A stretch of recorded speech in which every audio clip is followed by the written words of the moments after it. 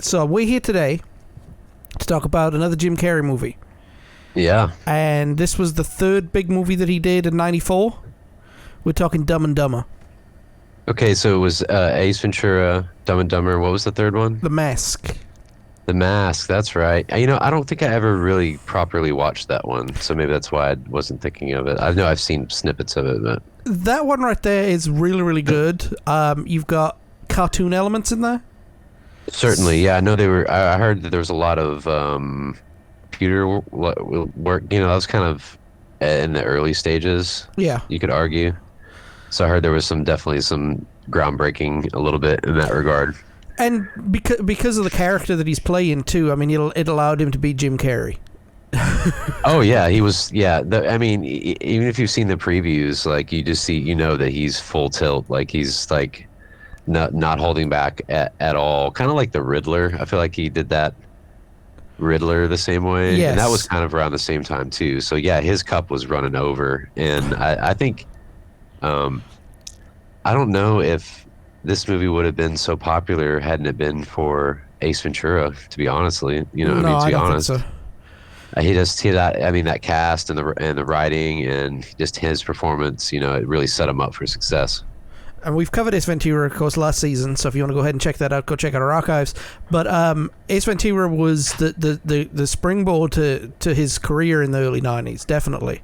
Yeah, totally. Because, Carrey was just another guy, another white comic in living color. Yeah, he was just he really stuck out.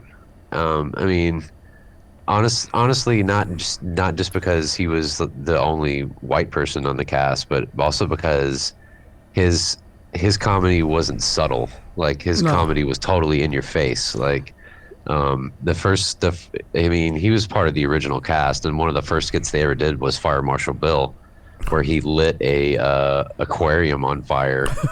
He was describing some type of like hypothetical like fire emergency situation, and he ended up dumping butane on a fish tank and lighting it on fire. Oh my So word. yeah, he was never been afraid to push the envelope, and I think he was allowed to spread his wings in that regard with all three of these movies, actually. Yes.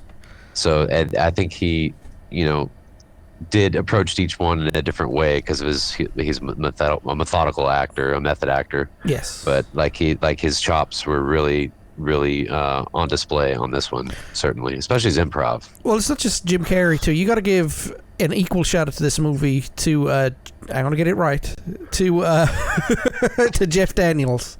Yeah, absolutely, because he's known as a more dramatic and serious actor. He was just in the movie Speed recently as well. Yep. He played a very there's some comic relief in it, and even from him. But for the most part, it's a serious role. So Yes. I was surprised as a kid to see him do Speed and then do Dumb and Dumber. I was like, wow, he's got some range, And not only that, the chemistry that they had together in this movie was, it was like pouring gasoline on a flame. Yeah. They nailed it. It was perfect. It was an unlikely pairing, but it worked, and they, I think Jeff Daniels knew his place. He knew he wasn't gonna outdo Jim Carrey. No. You can't try to top him. All you can do is just try to match his energy and just feed off of what he's giving you. And I think that's why it worked so well, because him being an experienced actor, he knew that it was all about, letting him take the reins and kind of being the Beavis or Yes. the secondary guy.